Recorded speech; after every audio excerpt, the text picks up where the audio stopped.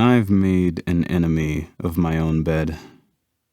The more I stay there, the less I sleep, ruminating on my shortcomings, pondering uselessly on things that ought to be, things that I should have done.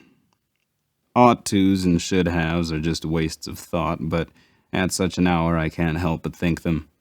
It's part of the curse of being an insomniac. You have all this time to think, and rarely are you thinking fondly. Eventually, I get the courage to get out of bed. I brew a quick pot of coffee and make my plans for the hours remaining to me. 3 a.m. Suppose I'll just write. I'm good and miserable now, and that always makes for fine work. Today in particular, it's worth that I have on my mind. Value. How we all think we have it until we realize it's false and the whole world spins just fine without us. 7-point-something billion people all foolishly convinced of their importance, only caring for others in so much as they care for them in return. That's certainly how it works for me. I'm utterly indifferent to the happiness or misery of my fellow man. All I really want from them is their gaze, their attention, their eyes on my work, and their minds pondering my thoughts. I'd be a much less miserable man if I could believe that anyone actually cared for what I said. I guess that's the narcissist in me. I guess that's the narcissist in all artists. You see, the trick is to make your self-reflecting entertaining. That's how we get attention. You can't just be depressed, you have to perform depression. Make it a spectacle. And if enough people care for your art, then you can trick yourself into thinking they really care about you. But they don't. They shouldn't. Shouldn't have to anyway. Sometimes I feel it's better that we're all alone. Better we learn to be content by ourselves than rely on the love of others. Okay. Let's not wallow in all that drab talk, though. I'll try and speak positively for a bit. What I do like about being up at night is the silence.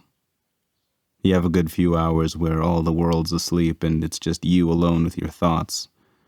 Sometimes the thoughts are poison, sure, but they're yours anyway, so it's best that you own them.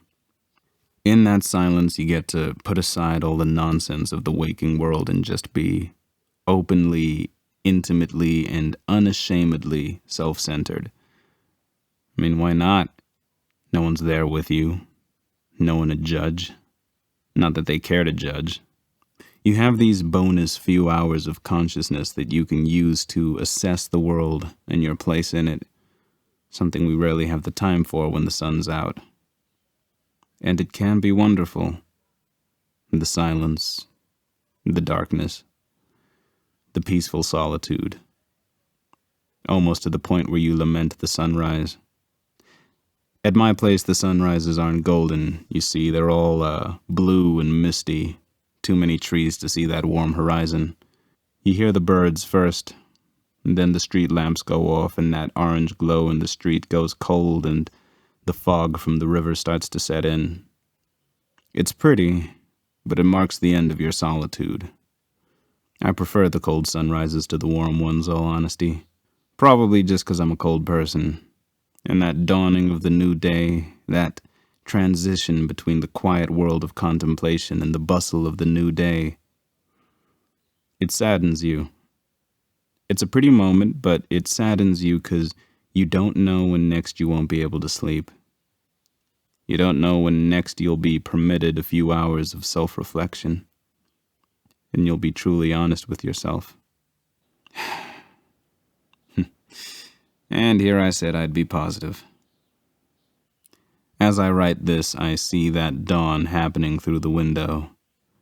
It's spring now, which means the sun will be rising earlier than usual. Almost as early as I do.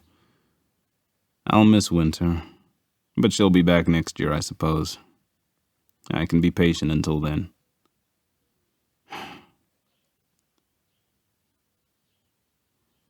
I don't think I have anything left to say.